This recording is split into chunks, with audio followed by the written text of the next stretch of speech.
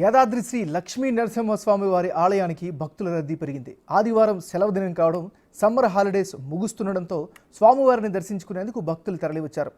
ఉచిత దర్శనానికి 4 గంటల సమయం పడుతోంది. భక్తుల రద్దీ దృష్ట్యా ప్రత్యేక ఏర్పాట్లు చేశారు ఆలయ అధికారులు.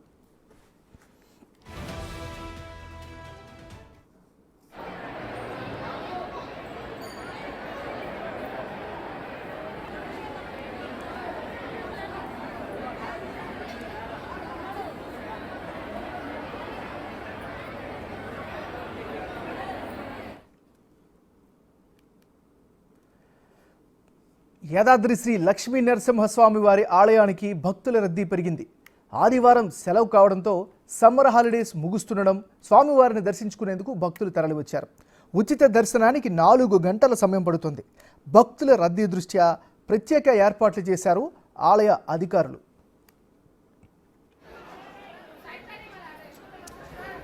దర్శనాలకు సంబంధించి అక్కడ ఉన్నటువంటి రద్దీకి సంబంధించి మరింత తాజా సమాచారాన్ని మా రిపోర్టర్ పుల్లారావు అందిస్తారు.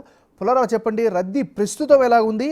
అధికారులు రద్దీకి తగ్గట్టుగా ఎలాంటి ఏర్పాట్లు చేశారు? ప్రసిద్ధి చెందినటువంటి యాదాద్రి శ్రీ లక్ష్మీనరసింహస్వామి దేవస్థానానికి పెద్ద సంఖ్యలో కూడా భక్తులు పోటెత్తిన పరిస్థితి నెలకొని చెప్పవచ్చు.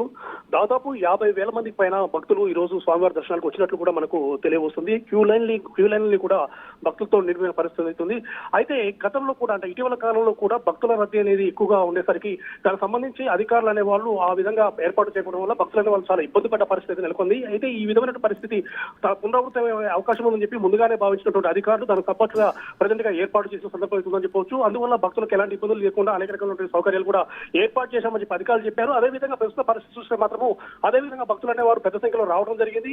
క్యూ లైన్ లో మాత్రం బార్లు దిగిన పరిస్థితి ఉంది. ఉచిత దర్శనానికి దాదాపు 4 గంటల పైగా సమయం పడుతుంది. అదేవిధంగా తర్వాత దర్శనానికి సంబంధించి, అంటే మామూలు దర్శనానికి సంబంధించి దాదాపు 2 గంటల సమయం పడుతుందని చెప్పేసి కూడా అధికారులు చెప్పిన పరిస్థితి అయితే ఉండడం జరిగింది. అదేవిధంగా భక్తుల రద్దీ ఎక్కువగా ఉన్న దృష్ట్యా వాహనాలను మాత్రం కొండపైకి మాత్రం అనుమతించినటువంటి పరిస్థితి ఉందని చెప్పవచ్చు. ఎందుకంటే వాహనాలు కూడా పైకి వచ్చినట్లయితే మాత్రం భక్తులకు ఇబ్బంది పడే అవకాశం ఉందని చెప్పేసి పూర్తి స్థాయిలో వాహనాలను కిందనే నిలుపుదల చేసే పరిస్థితి అయితే ఉంది. అదేవిధంగా దేవస్థానం ఏ అయితే భక్తులను పెట్టి ఏ అయితే బస్సు సౌకర్యాన్ని ఏర్పాటు చేసిందో కేవలం ఆ బస్సులలోనే రావాలని చెప్పేసి కూడా భక్తులకు సూచనలు చేసిన అదేవిధంగా కూడా భక్తులు కొండపైకి చేరుకుంటున్నారు.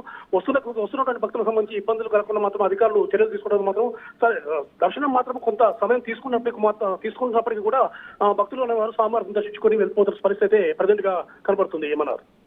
Thank you Pullarao.